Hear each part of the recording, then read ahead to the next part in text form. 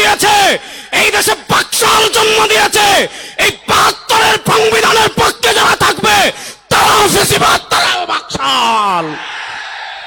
আমরা স্পষ্ট ভাষায় বলি, বিএনপি কেন ৭২-এর সংবিধান রক্ষা করতে চায়? কারণ বিএনপি আবার নতুন করে ফেসিবাদ হতে চায়। আমরা ৮ দল বাংলাদেশে থাকতে বিএনপিকে আবার ফেসিবাদ হতে দেব না। বিএনপির নেতা জনাব তারেক রহমান সাহেব, আপনি আপনার মায়ের দায়িত্ব নেওয়ার জন্য বাংলাদেশে আর সাহস করতে পারেন না। আপনি ১৫ কোটি মানুষেরও নেতৃত্ব দেওয়ার সাহস আপনার নয়। সুতরাং সুস্পষ্ট ভাষায় বলি, ৫৪ বছরের বাংলাদেশে জাতীয়তাবাদ দেখেছেন, ধর্মনিরপেক্ষতা দেখেছেন, সমাজতন্ত্র দেখেছেন, আর জাতীয়তাবাদ চাই না। বাংলাদেশে চাঁদাবাজি আর চলবে না ইনশাআল্লাহ। এই শাহজালালের পুণ্যভূমি, ৪ জেলার ১৯টা আসন আছে।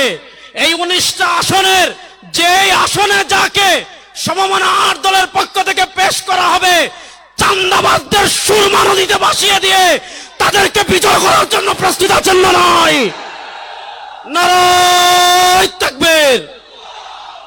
শুনেন, শেষ কথা বলে আমি আমার বক্তৃতা শেষ করছি। আপনারা দেখেছেন, যখনই ৮ দল একত্রিত হয়েছে, বাংলাদেশের চিহ্নিত একটা দল আছে, মনে হচ্ছে তাদের মাথায় আসমান থেকে ঠাডা পড়েছে। শুনেন, আপনারা নতুন করে ক্ষমতায় এসে আমাদেরকে কি দিবেন, গত ১৫ মাসে বাংলাদেশের জনগণ সেটা বুঝে ফেলেছে।